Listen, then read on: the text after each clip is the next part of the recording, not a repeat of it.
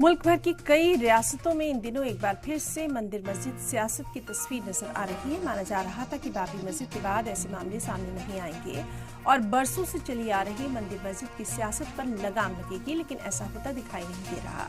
बल्कि ये कहा जा सकता है कि बाबरी मस्जिद के फैसले के बाद हिंदू तंजीमों के हौसले और ज्यादा बुलंद नजर आ रहे हैं और यही वजह है कि एक के बाद एक सदियों पुरानी मसाजिद और दरगाहों पर हिंदू मंदिर होने का दावा किया जा रहा है।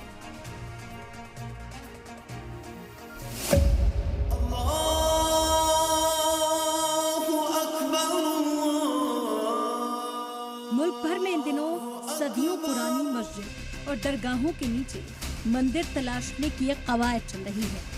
आए दिन किसी न किसी मस्जिद के सर्वे की मांग को लेकर लोअर कोर्ट में अर्जी डाली जाती है और कोर्ट भी आनन फानन में सर्वे का ऑर्डर पास कर देता है, जिसके बाद माहौल कशीदा हो जाता है। यूपी के संभल में 500 साल पुरानी शाही जामा मस्जिद का तनाजा अभी शांत भी नहीं हुआ था कि दुनिया भर में मशहूर अजमेर दरगाह पर दावे ने सबको हैरान और परेशान कर दिया है। इसीलिए आज ये जानना जरूरी है कि मुल्क में किन किन इबादत गाहों पर हिंदू तंजीमों के जरिए दावा ठोका जा रहा है। आज आपको ये जानना जरूरी है कि आखिर ऐसे दावे किस लिए और क्यों किए जा रहे हैं। वाराणसी की ज्ञानवापी मस्जिद को हिंदू फरीक विशेश्वर महादेव मंदिर बता रहे हैं। मथुरा में शाही ईदगाह मस्जिद पर श्री कृष्ण जन्मभूमि का दावा किया जा रहा है। संभल में शाही मस्जिद पर हरिहर मंदिर होने का दावा किया जा रहा है।